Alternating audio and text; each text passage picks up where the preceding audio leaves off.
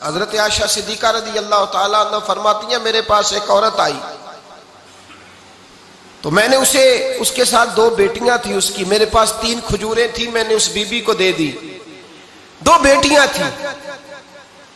اس عورت نے کیا کیا، میں دیکھ رہی تھی، ماں تھی نا اور بیٹیوں کی ماں تھی، اس نے پہلے ایک ایک کھجور دونوں بیٹیوں کے منہ میں ڈالی اور پھر جو کھجور اس کے پاس بچ گئی میرا خیال تھا یہ کھائے گی، لیکن اس ماں نے اس کھجور کے 2 ٹکڑے کیے اور وہ بھی اپنی بیٹیوں کے منہ میں ڈالے۔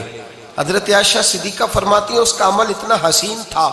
اس بی بی کے اس عمل کے اندر اتنا حسن تھا کہ میری آنکھوں میں بھی وہ بات رہ گئی، دل میں بھی رہ گئی، روح میں بھی سما گئی، اس کے حسن اور تاثیر کو میں بھلا نہ سکی۔ شام تک وہ کیفیات، وہ انداز، وہ اس عورت کا طرز، اس کا وہ انداز میری طبیعت کے اندر بار بار مجھے اس کی طرف متوجہ کرتا رہا۔ شام کو محبوب تشریف لائے، نبی کریم صلی اللہ علیہ وسلم شام کو جب تشریف لائے تو حبیب پاک علیہ السلام کو میں نے بتلایا، میں نے کہا حضور بی بی آئی تھی،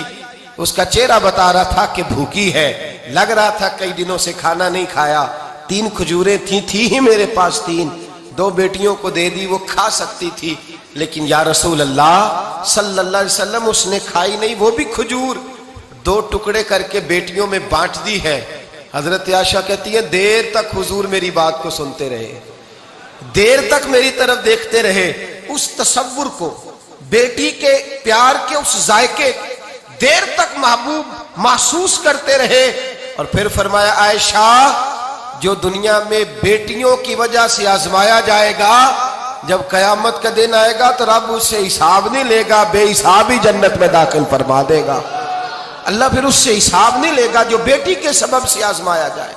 یعنی حضور نے باپ کو کہا کہ بیٹی کو مصیبت نہ سمجھنا، اگر کبھی اس کے میکے سے جھگڑے کا پیغام بھی آ جائے، اگر کبھی دوبارہ تجھے اس کی طرف پلٹ کر جانا بھی پڑے، میرے نبی پاک صلی اللہ علیہ وسلم سے کسی صحابی نے کہا تھا یا رسول اللہ بہترین صدقہ کون سا ہے؟ حضور بہترین صدقہ کون سا ہے؟ وہ میرا مال جو اللہ کے راستے میں خیرات کروں تو رب مجھے زیادہ اجر عطا کرے، وہ کون سا ہے؟ تو میرے نبی پاک نے فرمایا اگر تیری بیٹی واپس لوٹ آئی طلاق کی وجہ سے یا بیوہ ہو کر واپس آ گئی اور تجھے اس لوٹنے والی بیٹی پر کچھ خرچ کرنا پڑا تو تیرے رسول کا وعدہ یہ ہے کہ اللہ تجھے اس روپے پر سب سے زیادہ اجر عطا فرمائے گا۔